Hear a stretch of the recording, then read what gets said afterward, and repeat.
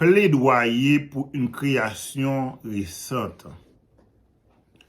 Tandis que la communauté scientifique rejette le récit biblique des commencements, on dispose d'une importante base de données scientifiques difficiles à expliquer, à moins de croire en la création récente décrite de la Bible.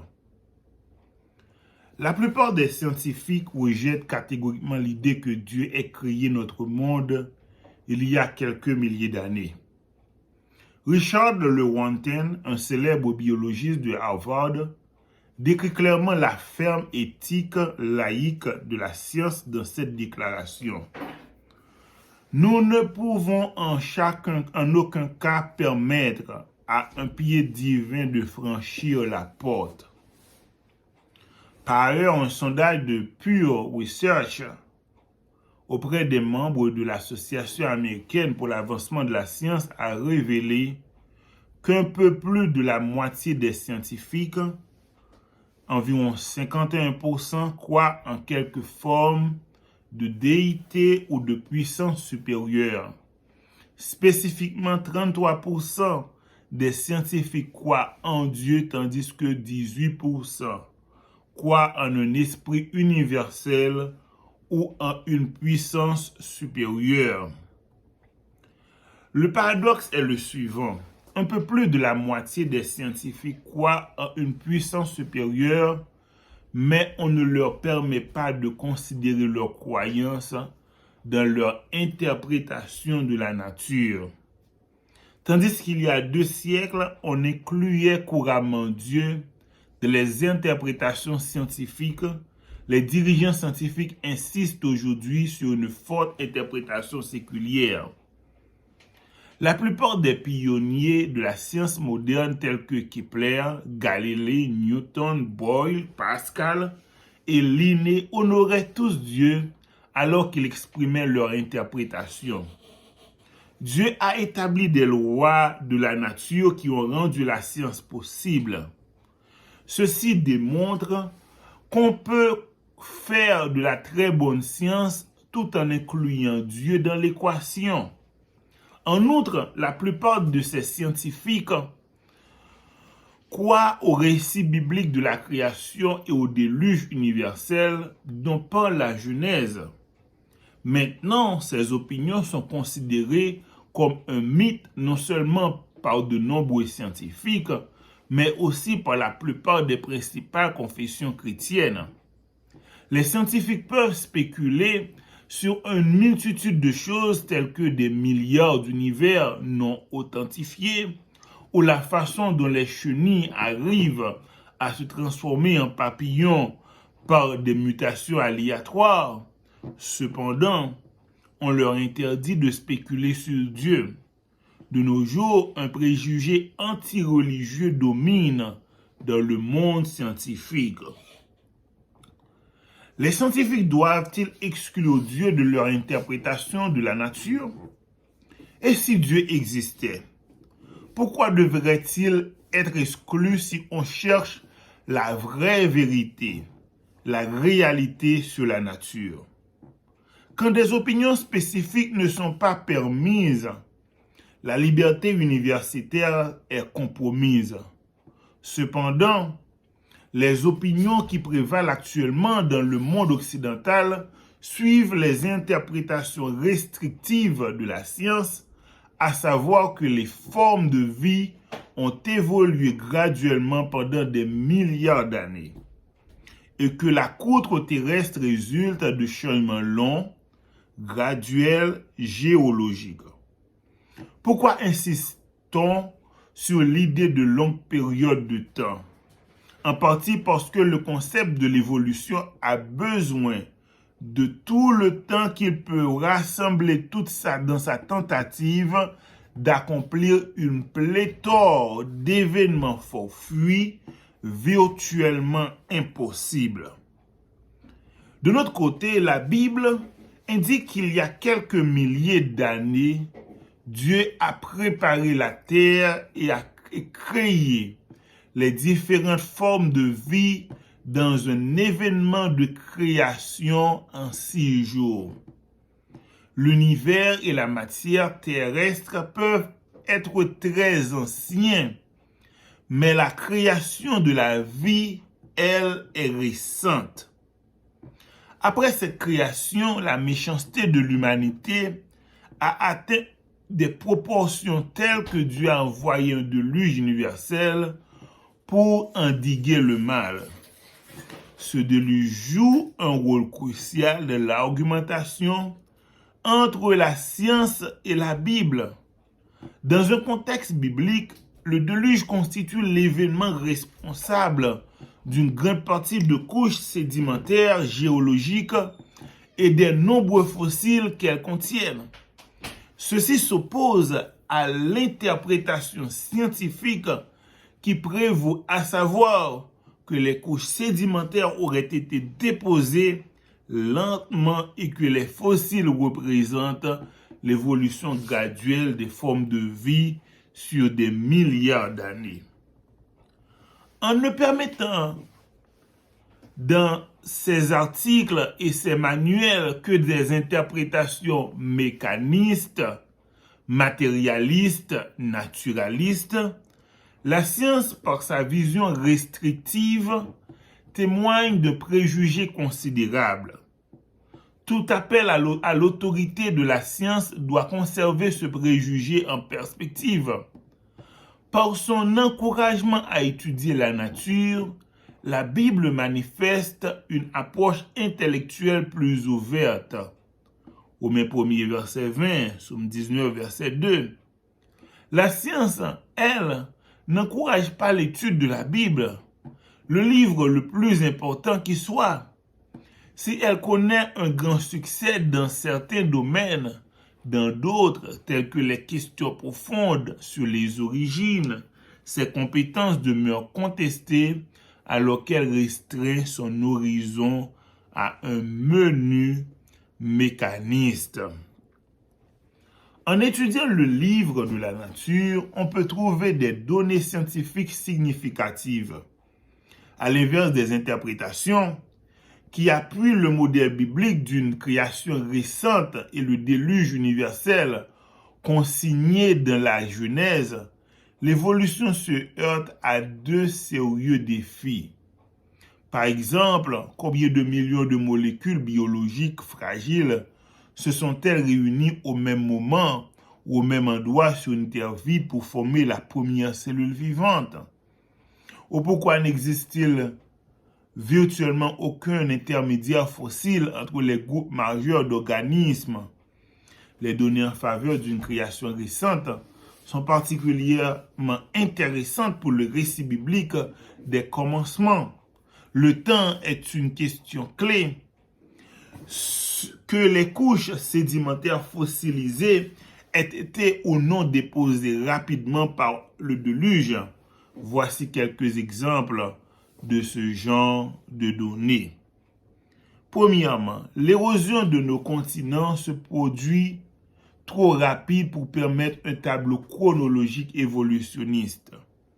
Érodés principalement par la pluie et les rivières, nos continents auraient dû être lavés dans les océans les plus de 100 fois pendant les millions d'années de leur âge géologique hypothétique. Mais ils sont toujours là. Pour l'expliquer, les géologues proposent que les continents et les chaînes de montagnes se renouvellent par le bas. Cet argument est nul puisqu'une bonne partie de la colonne géologique de très ancienne à récente demeure toujours sur les continents et que la Terre n'est pas même passée à travers un seul cycle d'érosion de ces continents. Deuxièmement, les molécules des protéines ne survivent pas pendant de longues périodes de temps. Les scientifiques suggèrent que des milliers d'années à 1 million d'années sont un maximum de temps pour la plupart des protéines. Récemment, toutefois, un tissu mou composé de protéines et possiblement de globules rouges a été découvert dans des fossiles très âgés, incluant des os de dinosaures qu'on estimerait âgés de 80 millions d'années. de la littérature scientifique, cette découverte a généré une discussion considérable pour tenter de l'expliquer. Les données cadrent mieux avec le récit biblique d'une création récente. Troisièmement, le taux de dégradation à faible vitesse de certains éléments radioactifs est souvent utilisé comme preuve des périodes géologiques de millions à des milliards d'années. Cependant, le carbone 14, lequel se dégrade assez rapidement, ne devrait pas du tout exister dans les échantillons âgés de plus de millions d'années. Pourtant, des tests sur environ une certaine d'échantillons de fossiles marins, de charbon, de graphite et de diamants que l'on présume être tous âgés de centaines de millions d'années ont révélé que chacun contient encore du carbone 14. Ceci indique que les échantillons ont moins de 80 000 ans. La plus haute limite de l'analyse de sensibilité du carbone 14. Certains tentent de résoudre cet écart en suggérant que ces échantillons hypothétiquement anciens ont été contaminés plus tard par du carbone 14, mais les expériences contredisent cette explication. Quatrièmement, selon les interprétations évolutionnistes, le genre Homo a existé pendant plus de 2 millions d'années et l'humanité Homo sapiens entre 200 000 et 6 000 ans. Cependant, les preuves significatives et irréfutables de l'activité humaine, telles que l'écriture et d'importantes réalisations architecturales comme les pyramides et les aqueducs, ne sont tous âgés que de quelques milliers d'années, comme on pourrait le prévoir d'après le modèle biblique des origines. Il semble absurde que l'humanité aurait pu être présente pendant des centaines de milliers d'années sans laisser de monuments de son activité avant les derniers 2% de cette période. Peut-être que l'humanité n'est que là depuis aussi longtemps.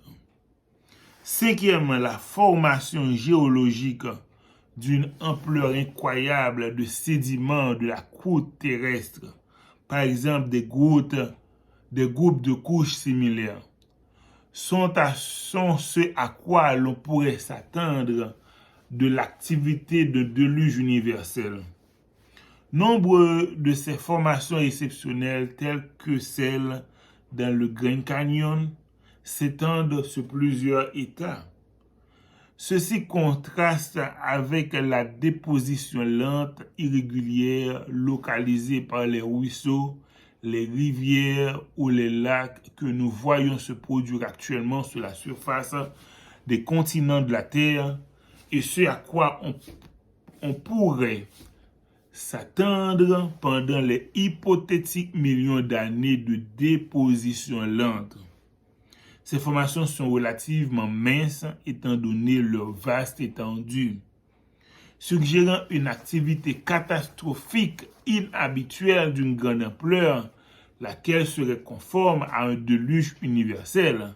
Par exemple, le grès du Dakota n'est en moyenne que de 30 mètres d'épaisseur, mais il s'étend sur 900 000 km² dans un 9 États de l'ouest des États-Unis. Proportionnellement, si la surface de ce grès du Dakota était représentée par la surface d'une feuille de papier ordinaire, son épaisseur serait moins d'un dixième de celle du papier. Sixièmement, cette épaisseur relative à ces formations géologiques presque continues ont besoin de régions plates étendues sur lesquelles se déposer. Voilà ce à quoi on pourrait s'attendre dans un déluge universel. Une couche étant rapidement recouverte d'une autre couche. tandis que l'on peut voir occasionnellement des preuves d'une érosion mineure dans une couche ou entre des couches, comme prévu pour une activité diluvienne. Cela n'est rien en comparaison de la surface topographique érodée actuelle de la plupart de nos continents. Le passé semble très différent. En outre, là où des parties importantes de la colonne géologique manquent entre certaines des couches parce que des sédiments n'y ont pas été déposés, on ne voit pas aux surfaces exposées l'érosion irrégulière conforme aux millions d'années hypothétiques pour ces discontinuités. Ces nettes discontinuités, appelées paraconformités, lancent un défi de taille aux millions d'années hypothétiques pour les longues périodes géologiques. Le problème, c'est qu'avec le temps, sur la surface de notre terre agitée, il y a soit un dépôt auquel cas il n'y a aucune discontinuité, soit de l'érosion, laquelle sculpte une topographie irrégulière. Lorsque les discontinuités sont nettes, cela indique une courte période de temps, ce qui pourrait correspondre à l'activité rapide d'un déluge universel. Tandis que la communauté scientifique rejette le récit biblique des commencements, on dispose d'une importante base de données scientifiques difficiles à expliquer, à moins de croire à la création récente décrite dans la Bible. Ellen White a fourni une perspective perspicace en ces termes. Ceux qui désirent douter en auront l'occasion, tandis que ceux qui veulent réellement connaître la vérité trouveront des preuves abondantes qui affirmeront leur foi.